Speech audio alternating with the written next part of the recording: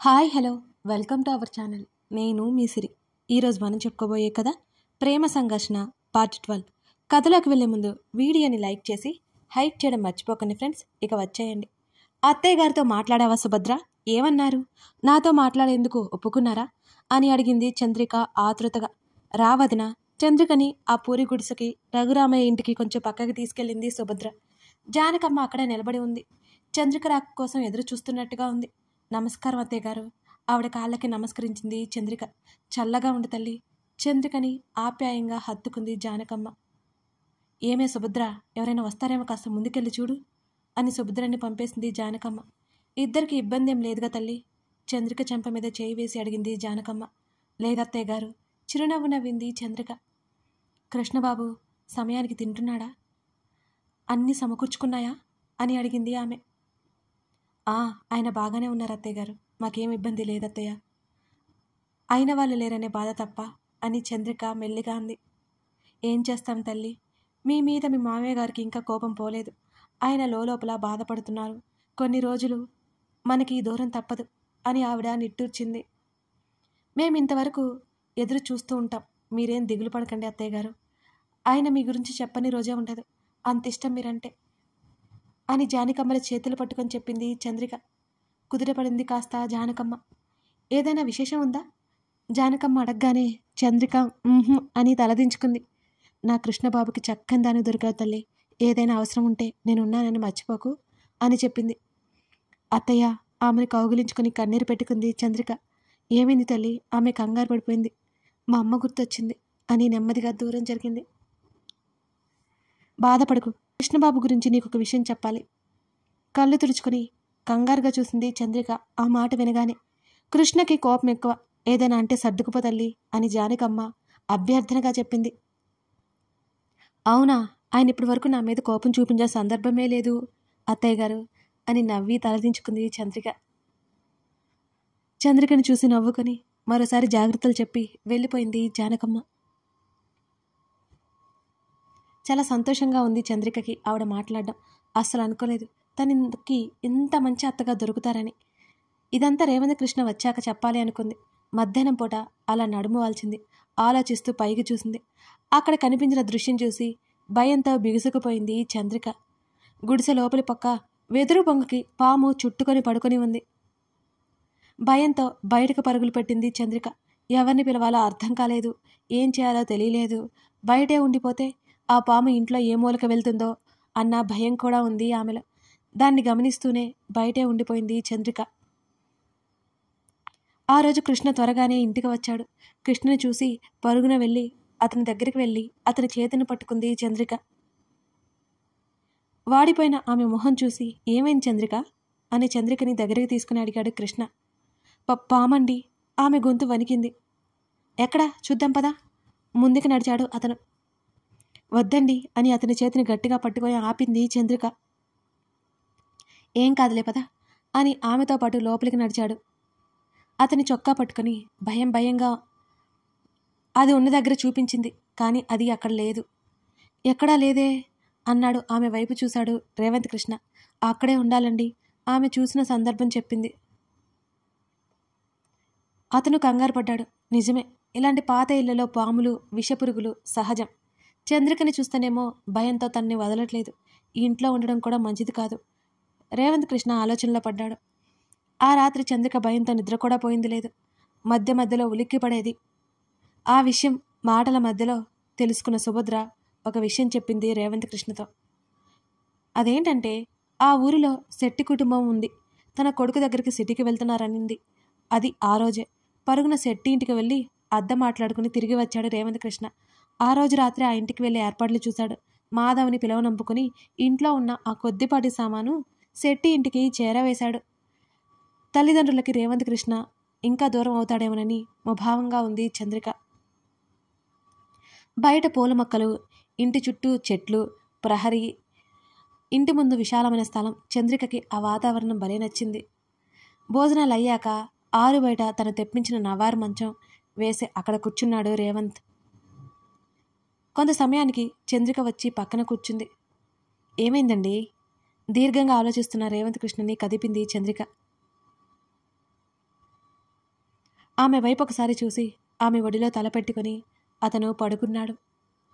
రేవంత్ కృష్ణ తల నిమురుతూ ఉండిపోయింది చంద్రిక. ఈ ఇల్లు ఊరికే మొదట్లో ఉంది కదా, నీకేం ఇబ్బంది లేదు కదా అని అన్నాడు. అత్తయ్య మామయ్య గారికి మీరు దూరంగా ఉన్నారనే బాధ తప్ప ఇంకేం ఇబ్బంది లేదండి, నాకు చాలా నచ్చింది ఇక్కడ అని అంది ఆమె. ఆమె ఒడిలో వెల్లెలకిలా పడుకొని ఆమె మోమం వైపే చూస్తుండిపోయాడు రేవంత్. ఏంటలా చూస్తున్నారు అని అడిగింది చంద్రిక. నిన్ను చూడ్డం, నీతో పరిచయం, ఆ తర్వాత మన మనసులు కలవడం, పెళ్ళి, ఇదంతా ఆశ్చర్యంగా లేదు అని అడిగాడు కృష్ణ. ఆమె తల ఊపింది. నేను తీసుకున్న నిర్ణయంలో నీకేమైనా తప్పు కనిపించిందా అని అడిగాడు అతను. ఎందుకు ఇలా అడుగుతున్నారు అని అంది చంద్రిక. నేను ఇలా ఒంటరిగా ఉంచుతాను అని అనుకోలేదు. అన్ని బంధాలను దగ్గర చేయాలనుకున్నాను, కానీ ఇక ఆపేశాడు చెప్పలేక రేవంత్. మీరైతే నేను చాలా సంతోషంగా ఉండేలా చేశారు. ఎంత అంటే చెప్పలేను, కానీ మీ భార్యని అవడం నేను అదృష్టంగా భావిస్తాను అని ముందుకు వంగి అతని నుదుటి మీద ప్రేమగా ముద్దు పెట్టుకుంది. అప్రయత్నంగా అతని కనులు మూసుకుపోయాయి. కొంత సమయానికి కళ్ళు తెరిచి చూశాడు. నిండు కుండల్లా ఉన్నాయి ఆమె కళ్ళు. ఎంత పొరపాటు అని చంద్రికనే చూస్తూ అన్నాడు. ఏమైంది? ఆందోళనగా వినిపించింది ఆమె స్వరం. అసలే రాత్రి గడియలు, ప్రియసఖి కళ్ళలను కవ్వించాలి, కానీ ఇలా కన్నీళ్లతో చూస్తుంటే తెలుస్తోంది నేనెంత పొరపాటు చేశానో అన్నాడు ముఖాన్ని బేలగా పెట్టి. అతని మాటలకు నవ్వేసి, మీరేం పొరపాటు చేయలేదులే, చూడండి ఇవి కన్నీళ్లు కావు, ఆనందంతో వచ్చిన నీళ్లు అని అంది అతని కళ్ళల్లోకి చూస్తూ. అలా అయితే నేను ఇంకా ఏదో అనుకున్నానే, ఆనందమైనా సరే నువ్వు కన్నీరు కారుస్తుంటే నేను ఎలా చూడగలను చెప్పు, ఇది తగునా నీకు? ఆమె ఒడిలో నుంచి లేచి పక్కన కూర్చున్నాడు రేవంత్. మోకాలు ముడిచి వాటి మీద తలపెట్టి అతనే చూసింది చంద్రిక. కూర్చున్న ఆమెను దాటి ఆమె బారు జడని ఆమెకు ఒక పక్కగా వేసి, వెన్నెలెంత బాగుందో, అర్ధచంద్రాకారంగా కనిపిస్తున్న ఆమె జడ పక్కన పచ్చడి దేహం మీద రాతలు రాయసాగాడు అతను. పెదవులు విచ్చుకోగా కళ్ళు మూసుకుంది చంద్రిక. చంద్రిక అతను పిలిచాడు. తన్మయత్వంతో ఉండిపోయింది ఆమె. నన్ను పేరు పెట్టి పిలవచ్చుగా, వినాలని ఉంది అని అన్నాడు రేవంత్ కృష్ణ అబ్బురంగా ఆమెనే చూస్తూ. భర్తని పేరు పెట్టి పిలవకూడదట, తప్పు. ఇంకాస్త గట్టిగా కళ్ళు మూసుకుంది. దానికి కారణం ఆమె వీపు మీద నుండి దిగుతున్న అతని చేతి స్పర్శకి. పర్లేదులే, పిలిపించుకోవాలని ఉంది, అదేం తప్పు కాదు. ఆమె నడుము చుట్టూ చెయ్యేసి పట్టుకున్నాడు రేవంత్. త్రుళ్ళిపడి సర్దుకుంది చంద్రిక. తప్పదా అంది అరమోడ్పు కళ్ళతో అతన్నే చూస్తూ. తల అడ్డంగా ఊపాడు. కళ్ళు దించి రేవంత్ గారు అంది. రేవంతా? తన్ని ఎప్పుడు ఎవరు పిలవలేదు అలా, అందరూ కృష్ణ అనే పిలిచేవారు. ఆమె అలా పిలుస్తుంటే కొత్తగా ఉంది. గారు ఎందుకు? రేవంత్ అంది పూర్తిగా కళ్ళు మూసుకుని. సిగ్గుతో ఆమె బుగ్గలు కెంపులయ్యాయి. ఆమె చెంప చివరలలో పెదవుల తడి ముద్రలు వేశాడు. అతని నూనూగు మీసాల దాటికి ఆమె శరీరం జల్లుమంది. వెంటనే అతని ఎదలో ముఖం దాచుకుంది చంద్రిక. అతని కౌగిలిలో బందీ అయిపోయింది. మెల్లిమెల్లిగా అతనిలో కరిగిపోయింది. నెలరాజు సిగ్గుపడుతూ మబ్బుల చాటున దాగిండిపోయాడు కొంత సమయం పాటు. ఏవండి? అతని ఎద మీద తలవాల్చి అతన్ని చూసింది చంద్రిక. అన్నాడు ఆమె తల మీద నెమ్మదిగా నిమురుతూ. నేనొకటి చెప్పనా? ఆమె అడిగింది. ఏంటది? కళ్ళు దించి ఆమెనే చూస్తూ అన్నాడు. మీతో నా జీవితాంతం కలిసి బ్రతకాలి, మన బిడ్డతో సంతోషంగా గడపాలి, మీ తల్లిదండ్రులతో మీరు కలిసే ఉండాలి అని చంద్రిక అంది. మొదటిసారి ఎలాగో జరగదు, మనం కలిసే ఉంటాం, చావు తప్ప మనల్ని విడదీసేది ఏదీ లేదు. ఇక రెండోదంటావా? తొందరలోనే నీ కోరిక తీరుస్తాలే అని చిలిపిగా నవ్వాడు రేవంత్. అతని ఛాతీ మీద చిన్నగా కొట్టి కళ్ళు దించింది చంద్రిక. ఇక మూడోది చూద్దాం అన్నాడు. అతని మాటల్లో కొంత దిగులు, అతని ముఖంలో కూడా అది కనిపించింది. నాకు అత్తయ్య గారు ఒక విషయం చెప్పారు. అరే, చెప్పడమే మర్చిపోయాను, నాతో అత్తయ్య గారు మాట్లాడారు సంబరంగా చెప్పింది చంద్రిక. ఆమె సంతోషాన్ని చూసి నవ్వుకొని, అవునా, ఎప్పుడు అని అడిగాడు. పాము కనిపించింది కదా ఆ రోజు, చాలా బాగా మాట్లాడారు తెలుసా, మాటల మధ్యలో మీ గురించి ఒక విషయం చెప్పారు కూడా అని అంది చంద్రిక. ఏంటి అది? అడిగాడు రేవంత్.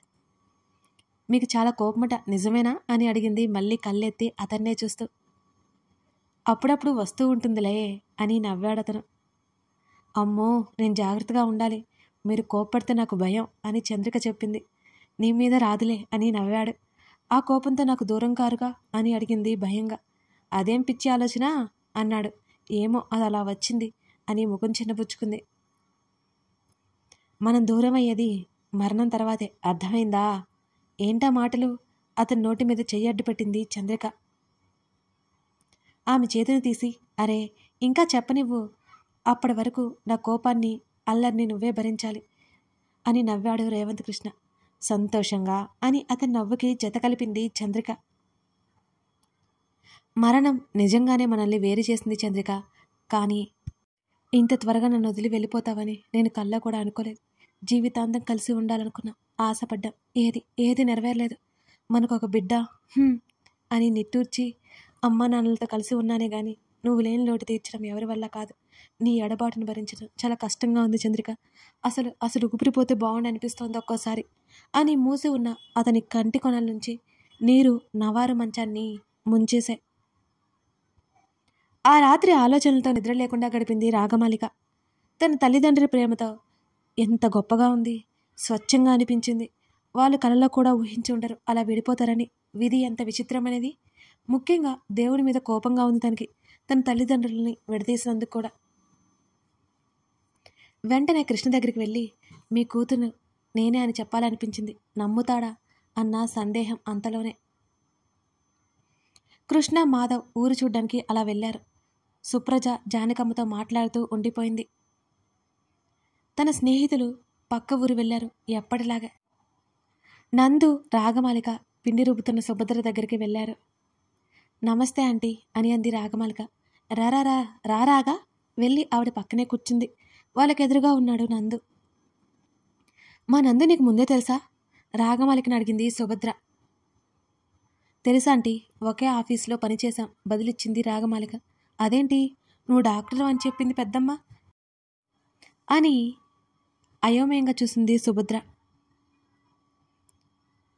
రాగమాలిక నందుని చూసింది. ఇప్పుడేం చెబుతావో చెప్పు అన్నట్టు చూశాడు నందు. అది ఆంటీ, నాకు డాక్టర్ అవ్వడం అంటే ఇష్టం, అనుకోకుండా సాఫ్ట్వేర్ అయ్యాను, ఏదో కొంచెం తెలుసు డాక్టర్ చిట్కాలు అని అంది రాగమాలిక. అమ్మని అక్కడికక్కడే అల్లేస్తోంది. అబద్ధం అని ఆశ్చర్యపోయాడు నందు. నందిని చూసి నవ్వి, ఎలా చెప్పాను అని కళ్ళెగరేసింది రాగమాలిక. ఏదో చెప్పావులే అన్నట్టు చూశాడు. అది సరే గాని ఏంటి ఇద్దరు ఇలా వచ్చారు అని అడిగింది ఇద్దరిని చూస్తూ. అమ్మా, అదేంటంటే నువ్వు అడుగురాగా అని అన్నాడు నందు. అది ఆంటీ ఏంటంటే నువ్వే అడుగు ప్రద్యు అని అంది. నువ్వంటే నువ్వు అని యుద్ధం చేసుకున్న వారిని చూసి, మీ గొడవ ఆపి ఎవరో ఒకరు చెప్పండి అని గదిమింది సుభద్ర. ఇద్దరు మాటల ప్రవాహానికి అడ్డుకట్ట వేశారు దెబ్బకి. ఆవిడ అరవడంతో, ఏం లేదమ్మా, కృష్ణమామయ్య చంద్రిక అత్తయ్య పెళ్లి తర్వాత అసలేం జరిగింది అని అడిగాడు నందు. సుభద్ర రాగమాలిక వైపు చూసింది. పర్లేదమ్మా, మాధవ్ అంకుల్ అంతవరకు చెప్పారు మాకు. ఆ తర్వాత ఏం జరిగిందో పూర్తిగా తెలియదు. మీ అమ్మకి తెలుసు అంటే నిన్ను అడగడానికి వచ్చాం అని అన్నాడు నందు. ఇప్పుడే చెప్పాలా? రోడ్లో నుండి పిండి తోడుతూ అడిగింది సుభద్ర. అవునమ్మా, త్వరగా చెప్పు ఆతృత అడిగాడు నందు. ఆగునన్న, కనీసం చేతులైనా కడుక్కొనివ్వరా అని అక్కడి నుంచి లోపలికి వెళ్తుంది సుభద్ర. ప్రద్యు, మీ అమ్మగారు చెప్తారా అని అడిగింది రాగమాలిక. మీ అమ్మగారు ఆంటీ అనకపోతే ఎంచక్క అత్తయ్య అని పిలవచ్చు కదా అమ్మని రొసరొసగా రాగమాలిక వైపు చూశాడు నందు. నాకు తెలుసులే నేనేమని పిలవాలో ముఖం తిప్పుకుంది రాగమాలిక. పెరట్లో మంచం వేయించి అక్కడ కూర్చుందాం పదండి అని అంటూ రాగమాలిక నందుకి చెప్పి అటువైపుకి నడిచింది సుభద్ర. ఇప్పుడు చెప్పండి, మాధవన్నయ్య ఎక్కడి వరకు చెప్పాడు అని అడిగింది సుభద్ర. కృష్ణమామయ్య చంద్రిక అత్తయ్యని పెళ్లి చేసుకుని తీసుకువచ్చి తాతయ్య వాళ్ళ ఇంటికి వెనకాల పూరి గుడిసెలో ఉన్నారు కదా, ఆ తర్వాత ఏం జరిగింది, వాళ్ళు ఎలా విడిపోయారు అని టకటక అడిగేశాడు నందు. వాళ్ళు ఎలా విడిపోయారో కొంత సమయంలో కొంత తెలుసు రాగమాలికి. సుభద్ర ఏం చెబుతుందా అని ఆతృతగా చూడసాగింది రాగమాలిక. కథ కొనసాగుతుంది. చంద్రిక రేవంత్ కృష్ణల ప్రేమ ప్రయాణం ఎలా ఉంది? చాలా అద్భుతంగా ఉంది కదా. నాకైతే ఈ స్టోరీ రాసేటప్పుడు ఇప్పుడు రికార్డింగ్ చేసేటప్పుడు భలే అనిపిస్తుంది తెలుసా. అయితే వాళ్ళు ఎలా విడిపోయారు, అసలు చంద్రిక ఎలా దూరమైంది, కృష్ణ ఏమయ్యాడు, ఇవన్నీ తెలియాలి అంటే ఈ కథ మీరు పూర్తిగా చూడాల్సిందే. కథ నచ్చితే లైక్ చేసి కామెంట్ చేయడం మర్చిపోకండి. Thank you for watching this video.